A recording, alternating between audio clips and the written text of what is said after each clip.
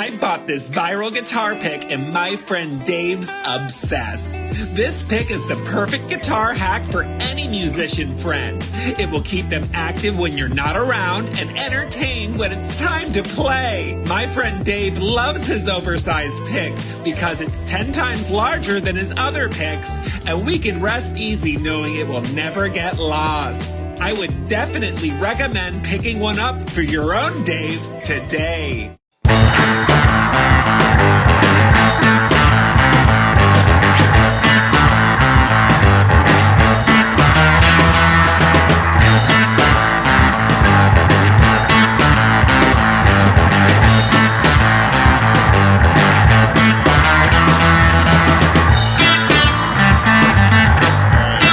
Welcome, Meaningful Times with Friends, episode 29. Once again, I am Mean Dave, but we have three people that, unless you follow this show very closely, they may not look familiar to you. This is not Spoolie D. This is not the Nathan Nation. This is not Jason the Art Lord. One should look familiar if you keep up with that, and that's our buddy over here, Andy. Andy from Mortville Andy, Mort, all kinds of stuff, Captain Three Leg, all the good things. Andy is here, and if you've watched again closely enough, about a few episodes back, we had the All Guest Friends episode, and that's who these guys are, the returning guest friends. We have Paul Barfo of God Stomper, All Things Sunnyvale, Power Violence, and we have the wonderful Charles Styles, aka Bizarre Charlie Alien, from the Earwigs and all kinds of great noise past. And they are joining me today. We had kind of a bit of an emergency, and so I was like, let me get my second string Meaningful Times with Friends group together. So welcome, guys. Welcome back. What's up? Go on, Dave. Go on, Dave. What's up, Charles? What's up, Andy? Hey, guys. Hello. Thanks for having us. Charles again, face down, ass up, like last time. Like you notice, I'm drinking out of a coffee mug that looks like a tone knob. This is the Chibson tone mug, courtesy of Chibson USA. You can get these at chibson.com if you so wish, but they go to 11. But the reason I brought these guys back, not just to accommodate for the OG friends' scheduling issues, but the thing that unites all three of these guys. Do it yourself is a phrase that's been thrown around for a long time. You want something done, you got to do it yourself. Early 80s hardcore is something that spawned in the early 80s. Oh, yeah. Okay, whatever. Early 80s hardcore developed an aesthetic that's called do it yourself, where music labels, they weren't interested in putting out all this music that was, fast and violent and all of that. So the kids that made it had to put it out themselves. And they created a scene as such all across the country of all these people who made records and tapes and all of that. And they would trade and develop their own kind of methods of getting that music out. And they would tour and they would network and make those tours happen themselves in all kinds of small different venues and all of that. And then when that scene sort of started coming to an end, everybody thought that nothing would come of that. But instead, people continued those very same behaviors well into the late 80s and then into the 90s. And then you got these guys. And that's when they came along. Because how I met all of these guys is through this ramshackle, use the word back, this ramshackle network of people that made music and noise and all kinds of stuff in the underground. And we connected. I believe the first I met was Paul over here through playing bands locally. He was a big part of all of this stuff early on.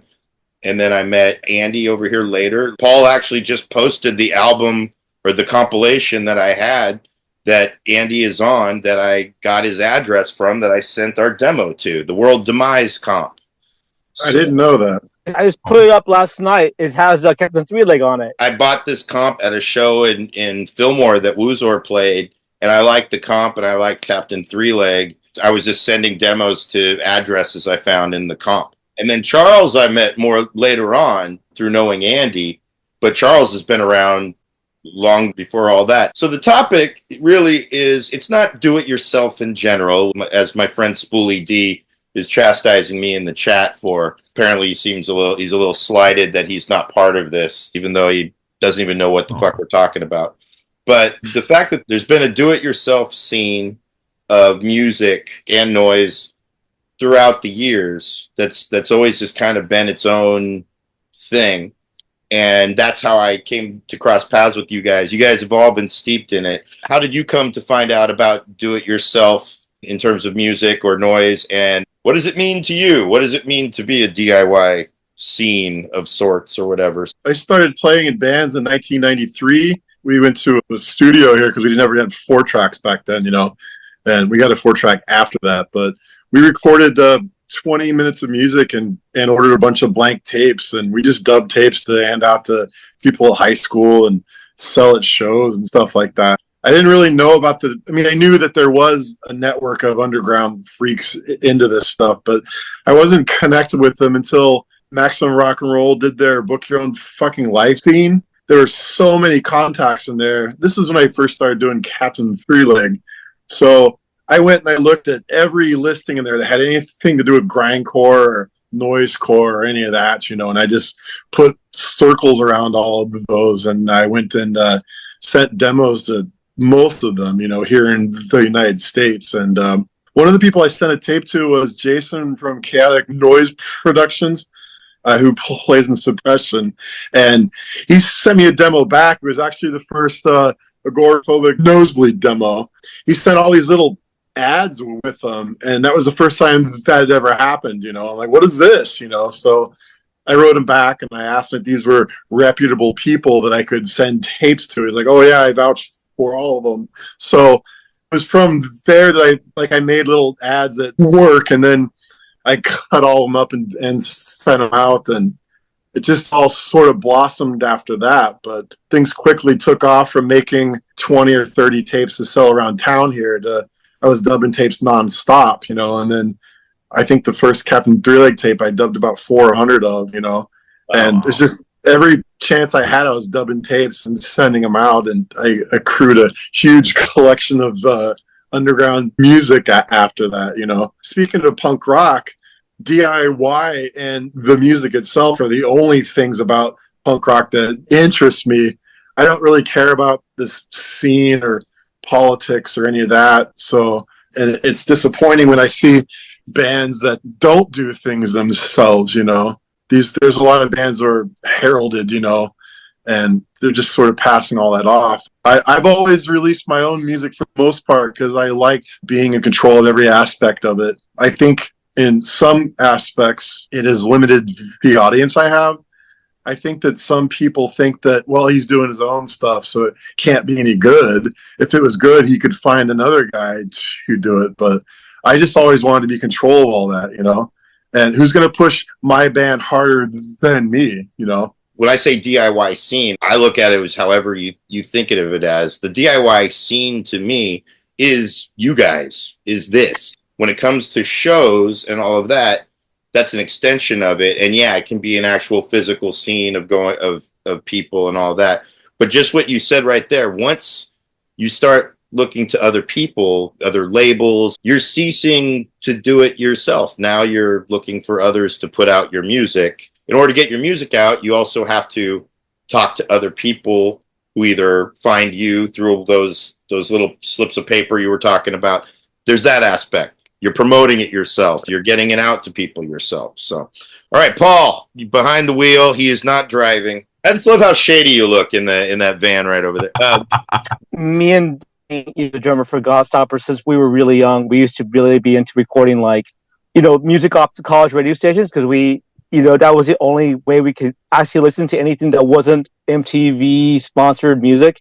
And that was Danny. Danny was the one who started the whole thing with me finding out about underground music. He was into looking for obscure bands, punk bands, hardcore bands. I started getting into that. And the thing was, it was really hard. Back in the 80s, it was really hard to find a lot of these imports in record stores like Tower Records. I mean, obviously, the only way I was able to go and listen to bands that were not MTV sponsored bands, you just listened to college radio and you recorded, music off the radio stations, with your boombox, and you just put a blank tape and a TDK. and record those. And we started recording our own stuff. Like we would just take, like Danny would have his little drum set. I would have like, whatever I could afford at the time when you were like 13 years old.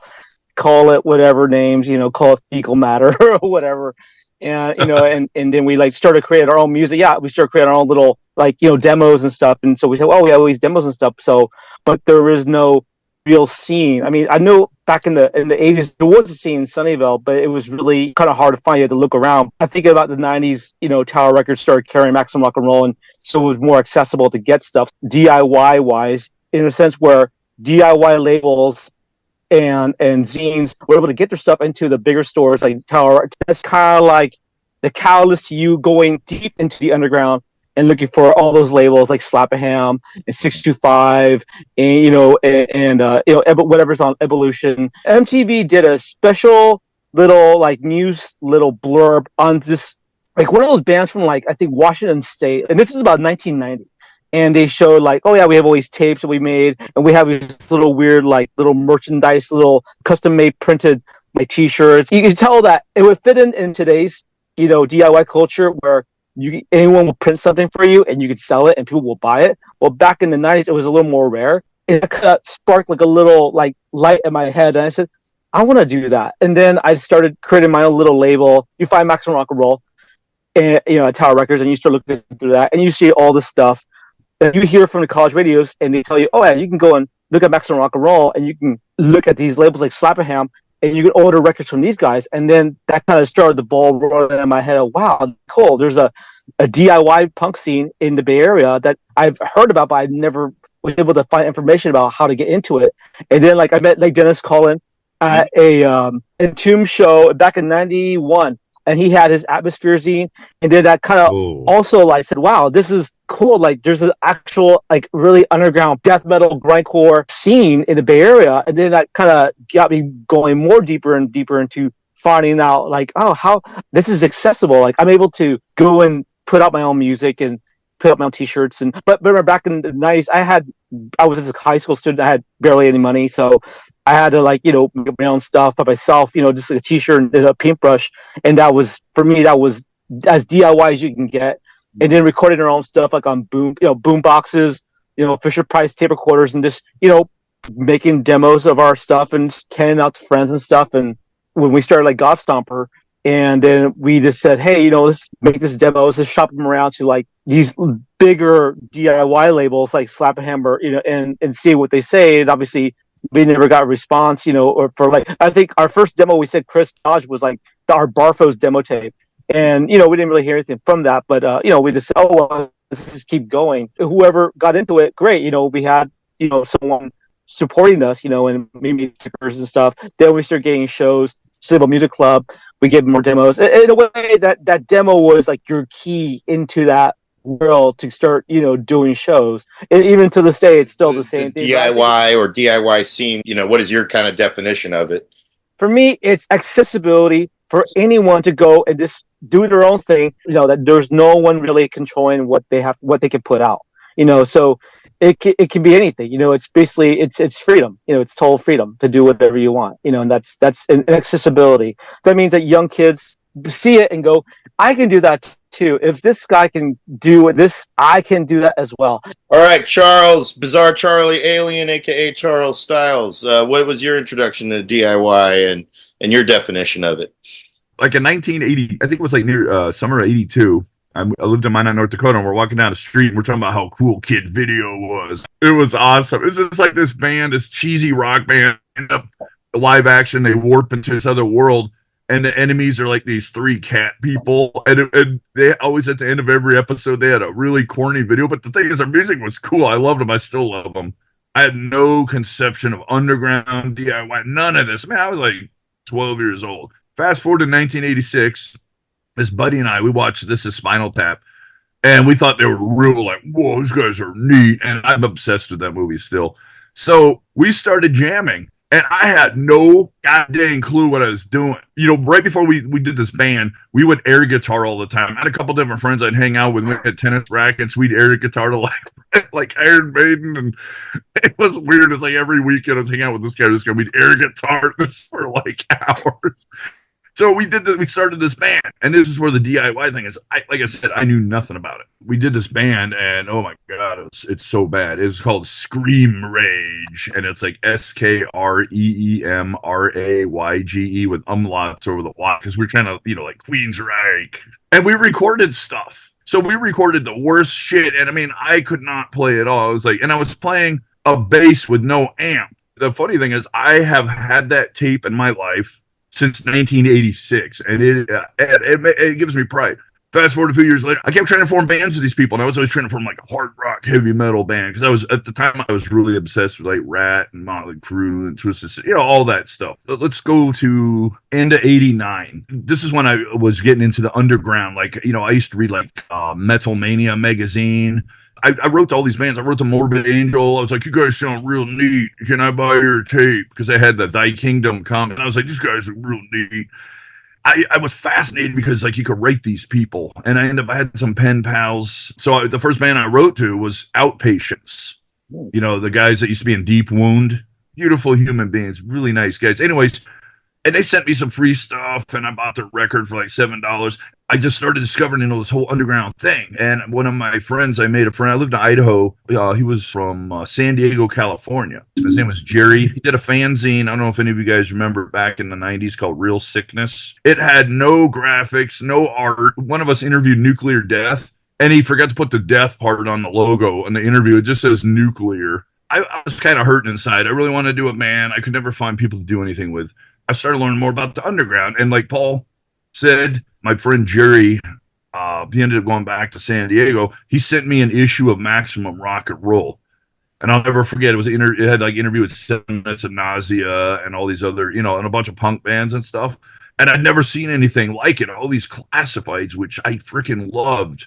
And I was like, wow, what is this? People release, self-release. And this is back when 7 inches cost a lot to make. Oh my God. I was like, I never even would have thought that I would have done one. But, people putting out their own stuff, and it really inspired me. And one day I just got really pissed off. I said, you know what? I can't remember who I yelled at, but I said, I'm going to do a band.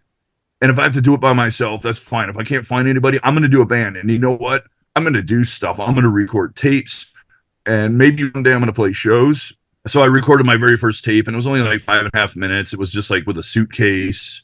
I was wearing cowboy boots because I lived on a ranch. Anyways, I was trying to sound like Ipataigo, and then it just went from there. I actually met people, like, I guess months ago, I was in a rock band, and he didn't know anything about it. I said, yeah, you can put out your own tape. And he goes, he never thought of the concept. So, it's almost like the Johnny Appleseed thing, telling people, listen, you don't need a big label, because I used to think there's no way I could do anything because you have to be on a big label. You have to do this. And I didn't understand that. And I'm like, this is bullshit. I tell you, it's a very, I want to use the word empowering. The greatest inspiration I got to do something was Dave Shaw from Sockeye wrote me. I told him, I said, I want to do a band. I'm going to do like 1,000-song tape. I was just going to use like a Casio keyboard. And, he said, I'm convinced everybody should do a grind band. I hope you do it. And I did. And it was total crap. But it was so bad that years later it got released as a one-sided 7-inch by Eric Disorder and Zach Howard. And I got to tell you, I'm proud of it. And the thing is, I made some wonderful friends. When Book Your Own Fucking Life came out, I still have my old issues. The covers are all missing, but I still reread it and met some cool people. But it inspires me that people are still doing it. I think DIY is a really important thing. Throughout the years, I've gotten some records out. I've played shows. I was actually one of the first people to be invited to play an INC, an International Noise Conference, in Spokane, which is funny because they didn't have it in Seattle. They had it in Spokane. DIY is, first of all, it's believing in yourself. Who cares? People don't like what you're doing, I'm just saying, like, your style of sound, music, punk, whatever. It's just doing your thing and putting it out and believing in yourself, not giving up. So I think DIY is a great thing. And, it's cool because you make a lot of connections.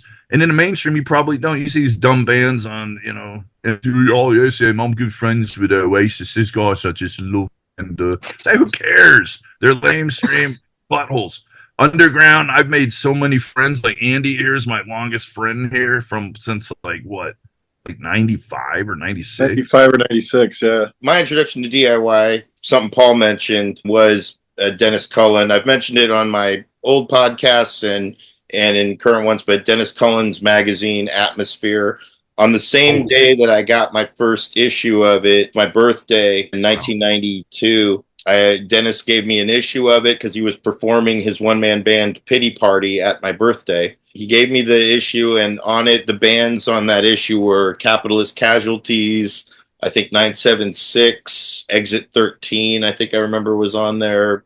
The same day, a friend of mine, Richie Barr, he came to the party. He was looking for a last-minute birthday gift, so he went to our local CD warehouse, which was like just an independent CD store, and he just saw a cover of something like, oh, Dave will like this.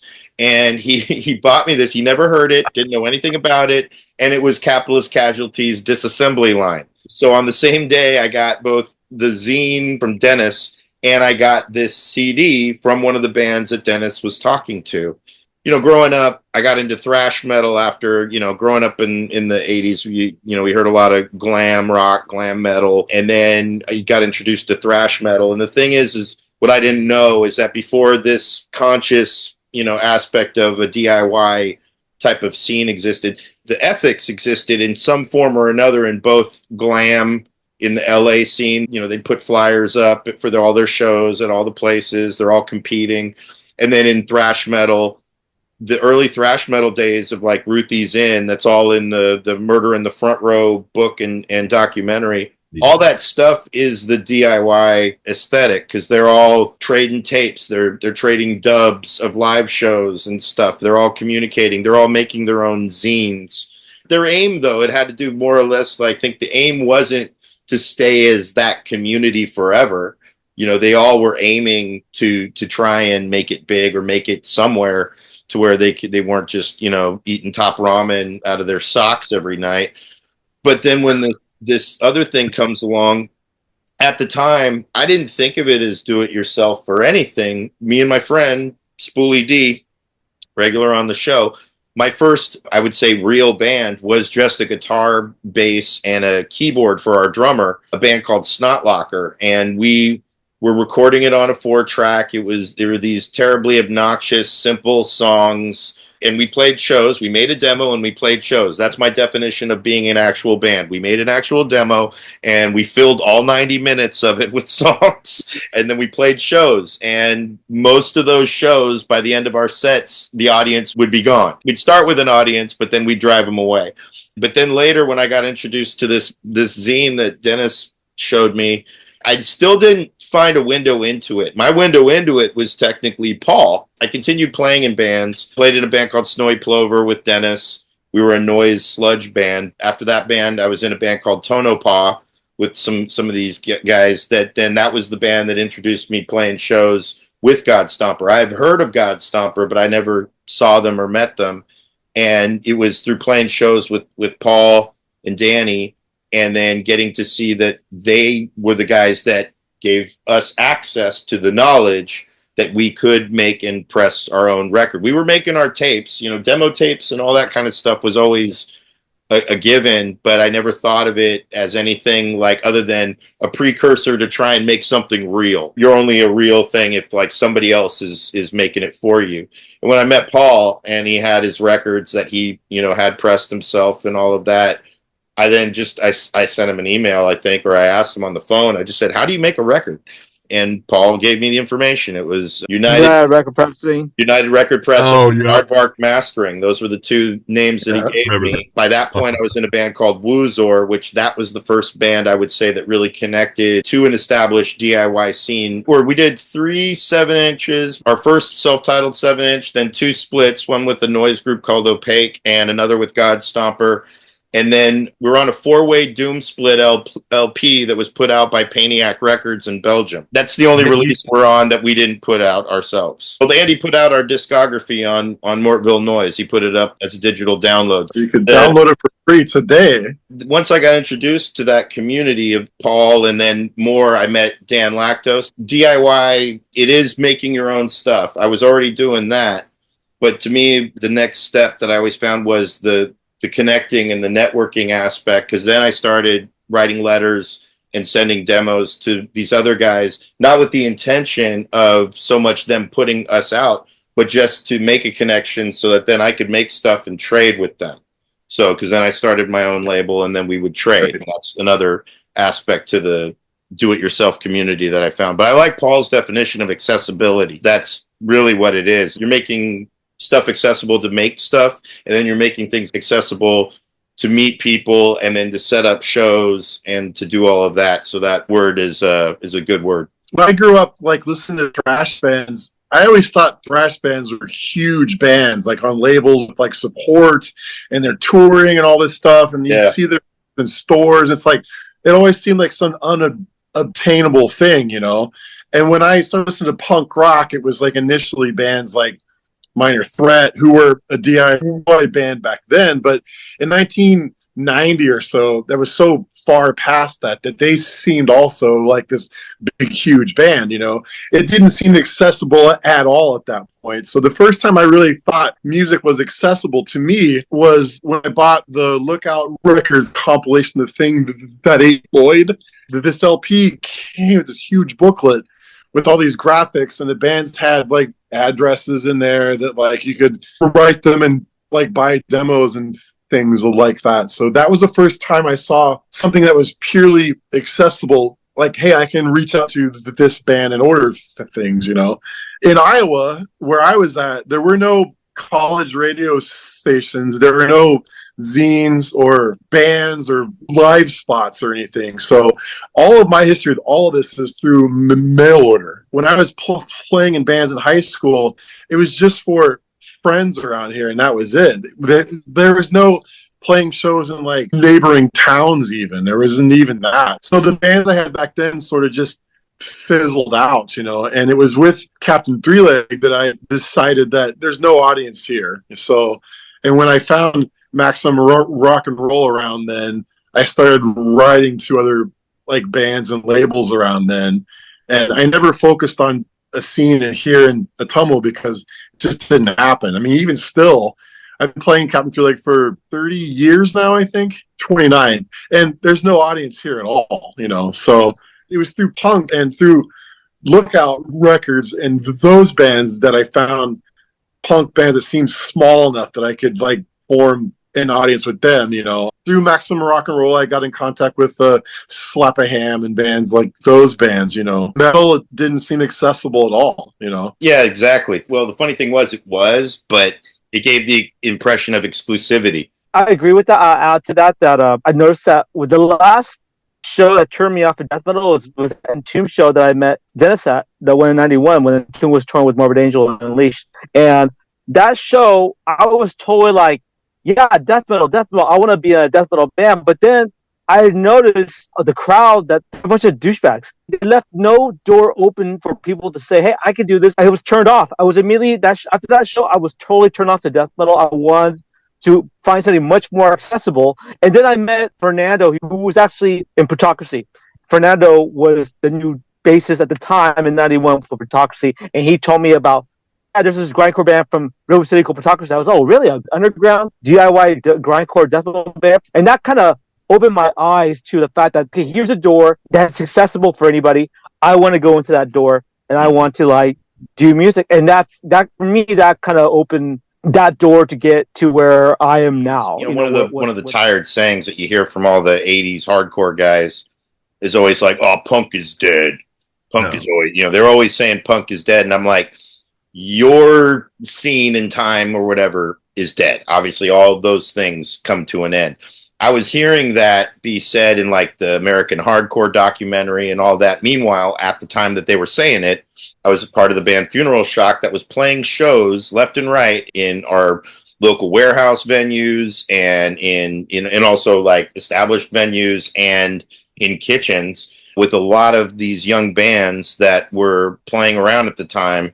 At the time that I'm hearing from this older guard that punk is dead, I'm like, this shit's alive and well with at the time the labels 6 Weeks Records, the labels Slap a Ham I think had ceased at the time, but their releases were very well known. 625 was always going, and then there were more like ones that are thriving today, like Tank Crimes, that's Scotty from VoteSec and all of them, his label's going strong. And then there's labels today, like one of the labels that I think started as a DIY label that I'm a good friend of. It's not like a major label, but he's becoming a player in like the world of all of the dark and heavy music is my friend James from Transylvania Recordings, and he puts out a lot of really good stuff. It's been able to sustain itself, and so I look at do it yourself as always like it depends on what your intention is. It is a starting point for anybody. There are people that get into it that still have the mentality of like, yeah, we get into it, but we're still trying to get other people to make stuff for us.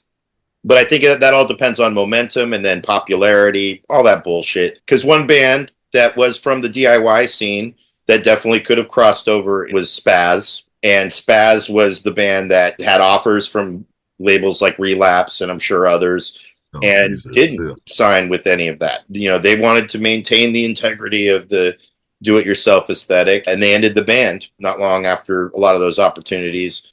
And, you know, more power to them. I always like what Buzzo of the Melvins said. It wasn't exactly do-it-yourself, but it was. But they were aiming to be profitable. Like Melvins appear on Slap a Ham. So the Melvins had one foot in the do-it-yourself world at the time of like 924 Gilman and all that. But when they ended up getting signed because of a band that we'll be talking about soon, they'd been around on Boner Records, which is not a do-it-yourself label. They're an actual label, but it's an underground label. It's an independent label. There's kind of like this weird... It's like a middle ground of like not big and yeah. It's got the do-it-yourself approach because they are doing it themselves. We call them independent because it's like independent movies because they're not studio films. It's just they're not major label associated. They're making it because they want to get it out there and they want it to sell well. When people were trying to trash the Melvins for selling out, that's like the one band where I'm like, I don't think they could sell out if they tried. They're too different. And he said the only bands that complain about any other band being signed to a major label, they're complaining because they don't have the option to do that. I see some truth in that statement. You would think if you're a band, you do enjoy what you're doing and you want to get your music out there, it is the devil's contract of like, hey, how would you like to have this money and go be paid to go play these shows and all that. And what people don't realize, to be a band and to play in a band and to do it consistently and for a living, it's a lot of fucking work. There's very talented people that system has corrupted and crushed and sent, shit out their assholes. Look at Leif Garrett. Well, I'll give you an example, Dave. Like, we work with Magruder Grind. Magruder Grind, when we first started playing with them, I had no idea who they even were. Then after we did our split, they blew up and they got signed to Relapse. And they wanted to be big. That was one of their goals, to be a big grindcore band. And they did. And they did become a big grindcore band for what they did, which is great. I mean, that's what they wanted to do. Then they got the whole Scion. Remember that whole Scion thing? Scion Records. They were putting out those records that had the big Scion logo on the sleeve and stuff. Yeah, they made cars. Remember that? And they were like supporting festivals. They were doing like festivals with like Morbid Angel or a Bastard Noise or something. They made some Melvins EPs even. Yeah, that's right. Yeah, that's true. Yeah. Yeah, 2 of them. I got them for free. Yeah, they were free. They got a lot of shit, but Good Grind, they got a lot of shit for it. I mean, a lot. But I thought, you know what? That's what they want. That's what they always want. They want to be a big band, and they became a big band, which is. And where are they today? Where are they today, Paul? I have nowhere. Yeah, I don't think they're around. Oh, I didn't. There's Worm. Was it Wormrot? Yeah, Wormrot. And then I met those guys, and they're cool dudes. And I could tell these guys are going to be pretty big. I think there is actual market for like bands like what they do, and they're huge. They're a huge band. They're playing big shows at big festivals, which is fine. I mean, that's what they want. I mean, is it what I would offer myself? No. I mean, even Danny wouldn't want that either. He'd be like, he wouldn't go for that either. He'd be like, no, fuck that. I mean, he better stay relevant in the underground because that's where it's comfortable. I think to be a band that uses the DIY scene, I think people are really smart and perceptive will know that you're using a certain scene that has certain principles, certain integrity and principles that they hold to a high scale. All you need is one bad thing to destroy your whole, career, your reputation, especially in the DIY punk scene. Just on, online or, on Instagram, and you'll see. And I can name one band right now, but, I don't think, Cancer Christ. Excellent example. We were just talking about them in the OG Friends chat. What's funny is that, if you are trying to go into the any DIY music scene with an agenda of the stepping stone, it gets snuffed out kind of quickly. Not to say that, it'll end. It's just that there tends to be like what my friend Spoolie D would refer to as my elitism, Yeah, like look at this group. Is this group elitist for fuck's sake? Authenticity tends to be the goal that I've found throughout it. And not saying that it's meeting that goal. It's just like what, the classic 80s, what's his name? Paul Bailoff, man. Are you a poser? Are you coming in here being a poser? Now the scene is all poser. Pretty much. But I joke. It's changed, dude. It's changed. I think It's changed. I think it's changed. It's changed the whole. I think now a lot of young people, there's social media and there's a lot of power in social media. So obviously they want their bands to be big immediately. Whereas with our generation, we took our time. We worked at our craft. We got better. People became friends. We've only known each other for years. With this new generation, obviously, their priorities have changed. And I guess you could say whatever gets you there the fastest is the best way to get there. So that's how I sort of see it. Is that good or bad? I mean, the older generation might say, well, that's not what we're about. Of course not, because, back then we didn't really have social media. We had what paper zines and the radio. That's it. Now they have apps. Well, people are still going to remember what you're doing. It's still going to be relevancy what you're doing when there's no more social media. People are still going to remember, this is what they did and this is what they believed in, and it never changed. They obviously they evolved, but they never changed their ideals or principles because they believed in what they did. They enjoy what they do. They enjoy their music. No matter how politically correct or incorrect it is, they're being true. They're not posers. Yeah, so I like to call those bands post-grindcore.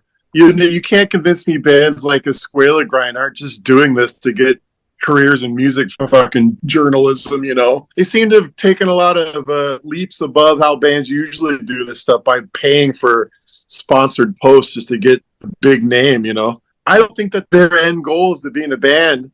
It's to get a job or working for some big music magazine or something. They're not in it for the long run, I don't think. They're in it to have someone do it for them. Let's see these guys in 20 years like us and see if they're still doing it then, People like that, and that's what I look at. It's like there's people who look at what we've done and continue to do. Same thing with the way people look at how I do comedy today, and they'd be like, yeah, that's not really it. You're not trying to be some weekend headliner at the club. It's the very shallow pool of thinking that, and we live in this today more so when we keep using this word relevancy. That's been a buzzword that's been manipulated to reflect popularity.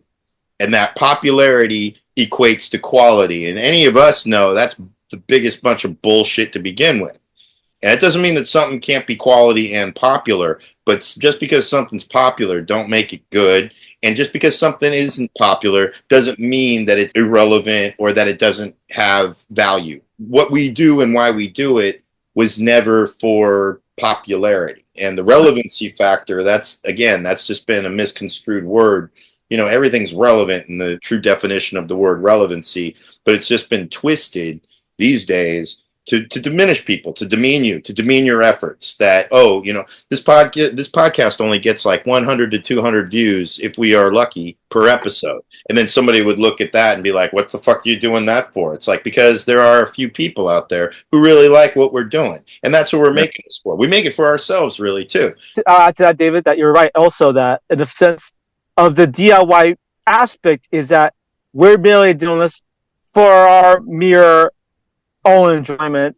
Even though somebody might say you only have a few hundred, viewers, why are you wasting your time? And, because this is what we enjoy, and you're filling a niche. They got buzzwords for everything to try and both validate and to diminish these days. You can use the word niche as both a compliment or a good description, or you can use it to be like, oh yeah, you're just niche. And it's like, oh, fuck off, dude.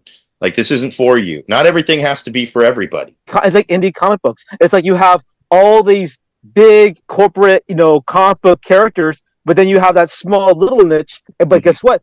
All the big corporations are going after the small little niche indie companies to find their characters to sell. And obviously it's up to the people, the creators, to sell their small, more independent ideas to a bigger audience, which depends on if you don't mind eating top ramen for the rest of your life.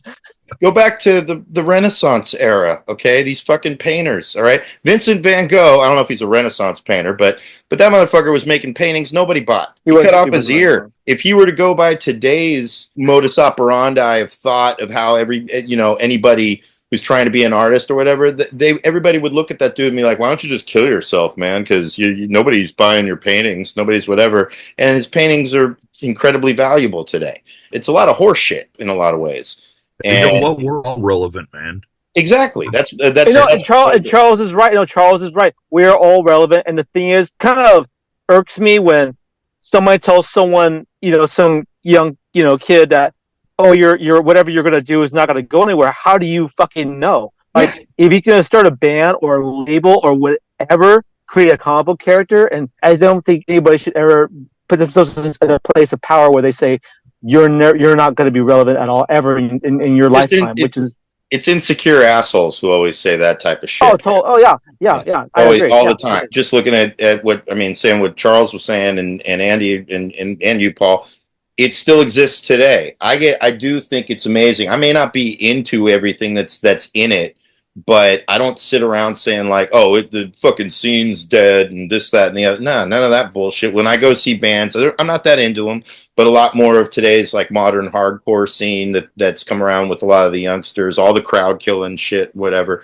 There's little pockets of them that they're different and they're unique and they create their own little sub scenes within it all. It's cool to see. I don't knock that at all. I don't like, though, the attitude that, if you're not popular, that there's something wrong with that. And I'm like, no. So that'll always go hand in hand with these things. When they had the little beef between Lactose and the band Tsunami, when they were trying to say, like, how many streams did you get? I'm like, who gives a fuck about streams, dude?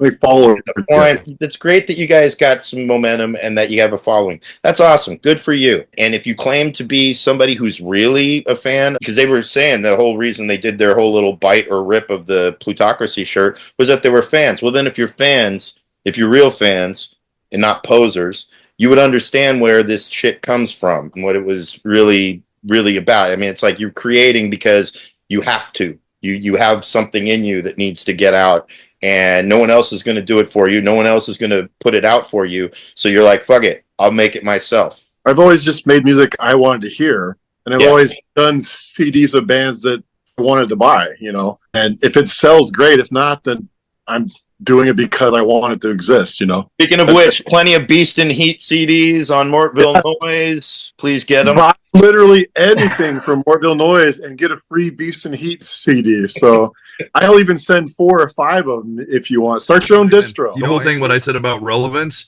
Yeah. is throughout the years, think about it. All you guys, we've been doing our stuff since day one.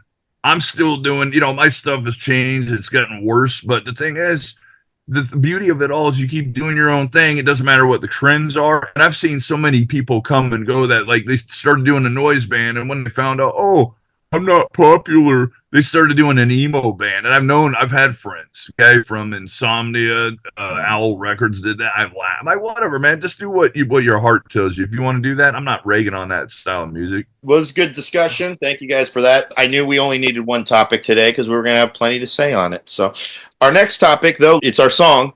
It's definitely relevant to the discussion. And again, this was right as I was learning about do-it-yourself. There was a band that came along that sort of upended not just underground music, but mainstream music in a huge way. And it was through pretty much one song. Boom! These guys, you might know them as Nirvana. Oddly enough, a short-lived band. Short-lived.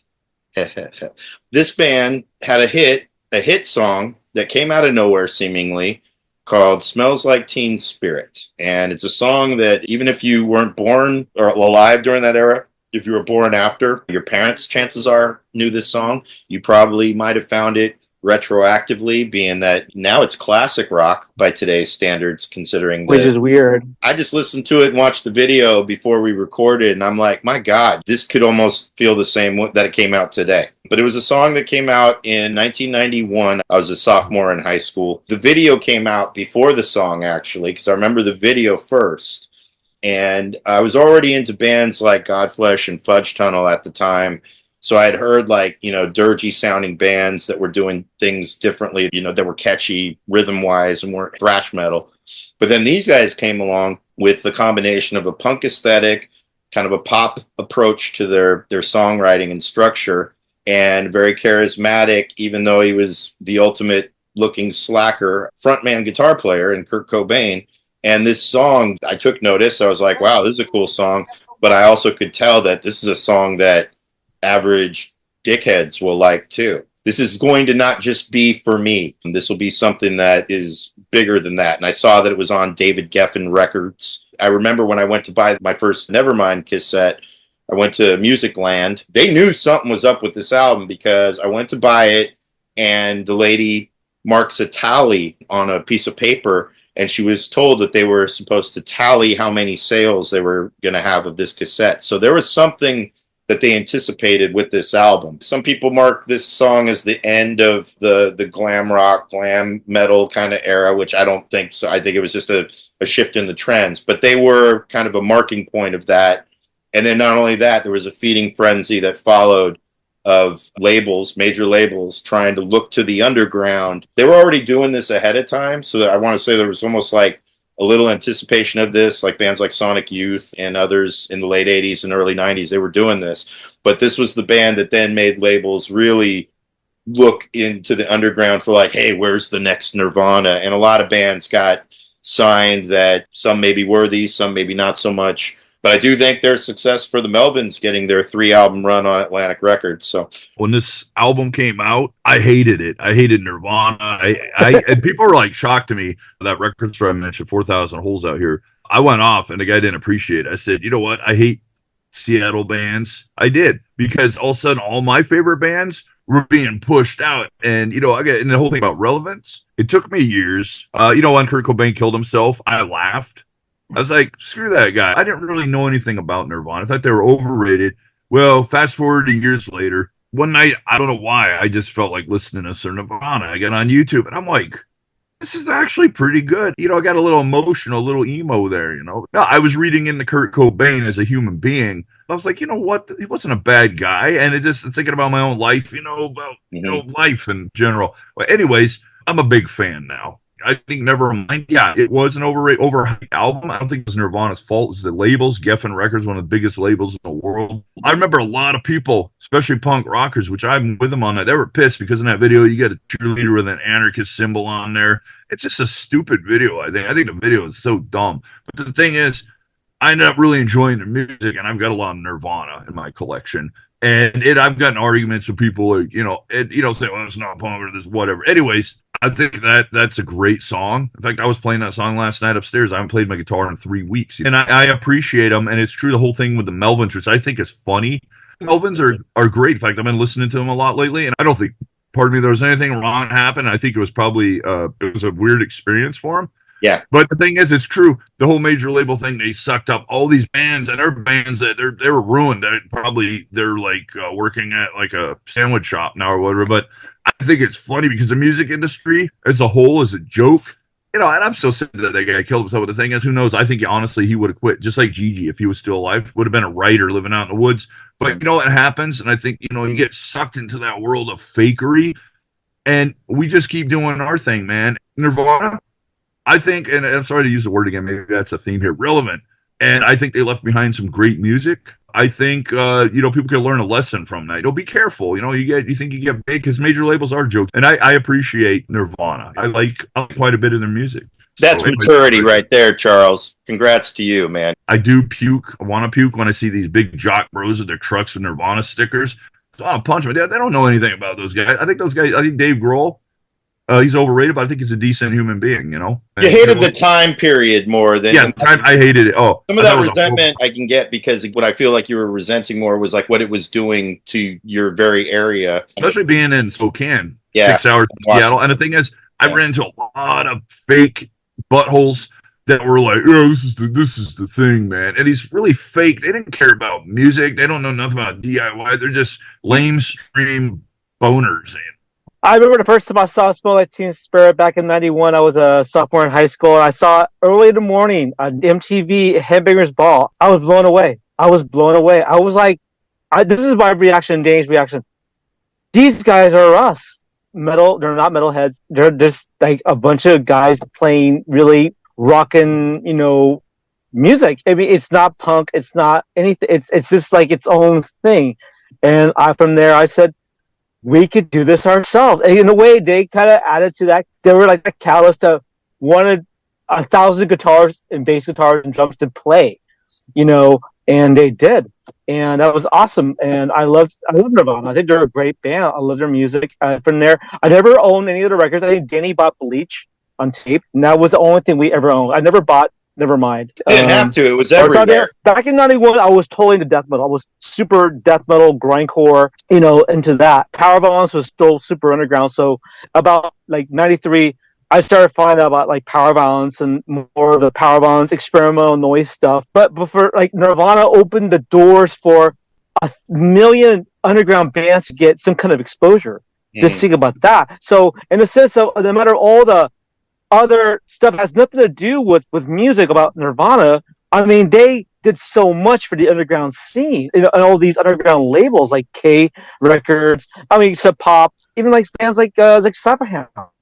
Well, I don't know if it's so much they did it as much as their success spoke the volumes. Well, no, they did it because it ignited a lot of kids to want to go and start playing music. Oh, they were like that kick in the ass. Yeah, you're right. No, the inspiration. Yeah, it was a kick in the ass to a generation and that's why all these butt rock, hard rock, even thrash metal bands, they're all like, what the? Even like Guns N' Roses, they're like, what the fuck? Their careers got affected by the fact that Nirvana got humongous, and and everybody else is just like, now what? And then you see bands like Anthrax covering like, Nirvana, which is really funny. I saw that on MTV too, and I said they're covering "Smells Like Teen Spirit." You can look it up on YouTube. And I said, "See, dude, that shows that Kurt, he knew what he was doing. He knows what he wanted, and he went after it." And I guess if you watch any biography about his life or any videos about his life on YouTube, or you can see that he came from dysfunction. And he lived in dysfunction. It's like a lot of other musicians I've met throughout my years that they never reached that pinnacle of success like he did, but they're still alive. But he decided just to clock out. He was burning bright, and that's it. He's out of here. Heroin does that. Heroin will do. Yeah, it does. Yeah, and "Smell Like Teen Spirit" is a great song. It encapsulates everything great about rock and roll music. It's rocking. It has a good beat. It's raw. It tells the listener, hey, you know what? If you're a musician, young musician or older musician, you can do this shit too. The music is accessible. It's not like the metal scene, where the metal scene is so elitist, that it never will leave the door open for you, even just to get a taste, a sniff of their asses, of like, how to like get into their world and be like, hey, I can do this shit too. Because, I think it's harder to be a metal musician than a punk rock musician or playing in some kind of indie rock band. It's way harder to be in a metal band. There's just so much more hurdles to jump over for the metal scene, which is why I guess you could say that maybe metal musicians have to earn their their dues in order. Pay the dues. Nirvana, definitely, they are an important part of rock and roll history. In the progression of rock and roll in music. In this day and age, people can say what they want of them, but they changed everything. They changed everything, dude. I never thought of that perspective, but like just what you described, that they essentially were kind of like a commercial expression of accessibility. I mean, even the concert, where did they film the concert? Yeah, it's all done in the artsy, fartsy manner, but it's in a gymnasium. It's in a high school gymnasium. I don't know that I agree that Nirvana changed music. Their success changed music. The Pixies were doing the same kind of music a couple years before. I was aware of Nirvana before that second album dropped. I had friends who listened to sub pop bands like Mudhoney and shit, and I had heard Bleach. I never owned Bleach until I was an adult. The song is really catchy. It's really good, and the video is good. I remember being excited when I saw it because it's like, yeah, this is our generation. Like, I did see it threatening as a bit because I knew as it did, it would bring in a wider audience to the music that I liked, even though I was not a huge fan of that stuff, but it did bring them in. And I remember being disappointed that the same fucking jocks in high school who would give me shit for listening to punk rock all started suddenly liking the same fucking bands. And it's like, well, fuck you, asshole. Just last year, you gave me shit for this other band, and like, I don't blame Nirvana for that, but it sucked, It was not a cool thing, I was happy for their success, and I was excited because I thought that it would bring more bands like that out, but it did bring in a lot of bullshit, you know. I'm not convinced Kurt killed himself. I think Courtney did it. That's another conversation here. But I wasn't a huge fan. I still am not a huge fan. Their songs are catchy as fuck, and I won't say that they aren't. I think their third album, In Utero, was pretty good. I liked that one an awful lot. Second album was a bit tame, I thought. But, you know, I saw somebody on TikTok play one of their songs acoustic the other day, and they're making comparisons to the Beatles, and I could hear it. You know, there's the same sort of pop tendencies in their songs that the fucking Beatles had. And, you know, so I don't really have a whole lot of experience with Nirvana, but there was a guy who I know in town back then who loved them, and every band he did back then sounded like them exactly, you know, and he wanted to be them so badly.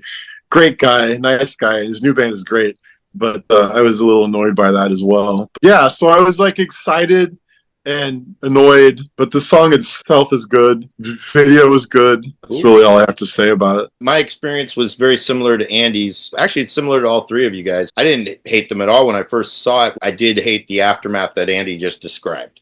As soon as I saw that lady was doing that tally, I was like, oh, they're expecting this to be huge. And there was a wave of bands that came along with it. It was even in my family. Like my older stepsister had no interest. She used to drag me out of my bedroom to use me as an example to try and divert from her bad behavior, that like, you let him wear satanic t-shirts of all the bands he likes. Next thing you know, she's dating a musician who is playing, you know, attempts at heavy music. And now she's asking about bands like Faith No More and the Red Hot Chili Peppers. And there was a wave of these bands that then came along. What they don't realize, though, is that all of those bands were around like 10 years or more, you know, grinding it out, putting out albums and stuff. And that this was like a weird moment that it wasn't just Nirvana, but there were bands like Jane's Addiction that then broke. Those guys were all from various different bands, but they were already like on the cusp. And then Ritual de lo Habitual really blew up. Nothing Shocking was also pretty successful, but nothing to the extent of Ritual. Soundgarden had been around, and then Bad Motorfinger came out, which was like a pretty prominent hit, but it really went big with them with, what is it, Super Unknown or whatever the next album is. Yeah, Super Unknown, yeah. There were just a wave of these bands that did hit. And then you had Pearl Jam, which, although Pearl Jam was a new band, it was a hybrid of all of these other bands that kept breaking up because of drug addiction. And Mother Love Bone, exactly. Blind Melon. Blind Melon was always like kind of a weird offshoot, because there were bands that then tried to take the Nirvana aesthetic, but also marry it with, I would say, like the ballad focus of like classic glam rock. Because like the ballad was really huge. That was the one thing that was selling a lot of the glam scene in the late 80s was the power ballad, or just the ballad in general. And then there were these bands like Candlebox and some other ones that were like taking the Nirvana aesthetic and was aiming for commercial success by mixing it with a glam rock ballad kind of vibe. Silverchair. I was gonna say Silverchair. I was trying to think of the other band. Totally. Yeah, that was the other one. Yeah. Silverchair is big time Nirvana kind of. Andy not too long ago did a deep dive about one of my favorite bands growing up, which was Suicidal Tendencies. And I still insist that the Nirvana success was to blame for Mike Muir's first of many missteps afterwards, but it was the biggest misstep following Lights Camera Revolution with the worst Suicidal Tendencies album. I can't even listen to it, is The Art of Rebellion. And it's not that bad. You know what? I listen to it. It's not okay. I listen to it sometimes. It does kind of grow on you sometimes. It does. I've tried, man. I've tried so many times. Go back. Can't Kill Captain Stupid. Are you fucking kidding me? Seeing that Mike Muir, in an attempt for relevancy, there's that word again. He was doing something different, granted, but you could see through it. That was the thing I hated about it. I'm like, Muir, you should have leaned more into more Lights Camera Revolution. And this whole idea of trying to make something that adapts to the times is fucking ridiculous. Your band was all about rejecting that. So I don't know. It was one of those things that always irked me. But Nirvana, the song Smells Like Teen Spirit, I thought was an amazing song at the time. just because it did combine this heaviness and vulnerability.